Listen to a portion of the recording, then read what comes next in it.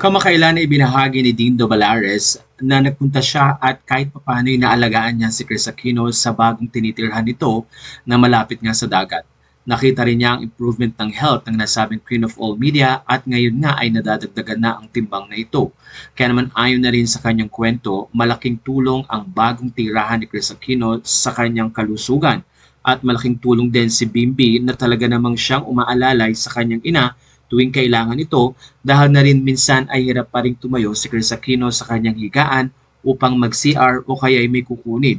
Kaya naman sa bagong post ni Loy Villarama, may saya niyang binisita si Chris Aquino at doon ay natagpuan niya ang talaga namang touching scene na kung saan ay binubuhat ni Bimbi si Chris upang tumayo at alalayan.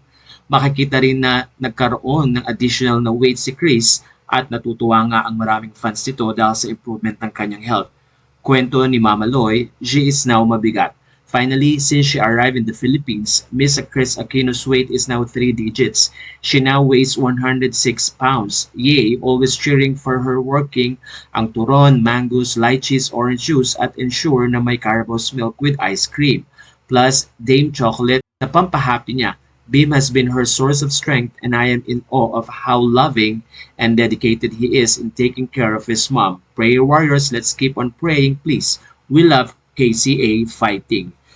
Napakomment din dito si Lotlot de Leon at sinabi nga ang ganito, Blessings of good health be upon you. God bless you, Chris. Nagbigay din ng message si Wendell Ramos. God bless you, Miss Chris. Prayers for strength and perseverance for Chris and Bibi ang pahayag naman ni Candy Pangilinan. Sa puntong ito ay masaya ang mga fans na makita muli si Chris Aquino na nagkakaroon nga sila ng pag-asa na kahit papano babalik ang sigla nito. Marami rin nagpasalamat dahil napakabait nga ni Bimbi na tutok sa pag-aalaga sa kanyang ina. Ayon sa mga fans, bless si Chris Aquino dahil na rin sa mga taong patuloy na nag-aalalay at sumusuporta sa kanya. Kaya naman patuloy ang pagbuhos ng panalangin para sa agarang paggaling ni Chris Aquino.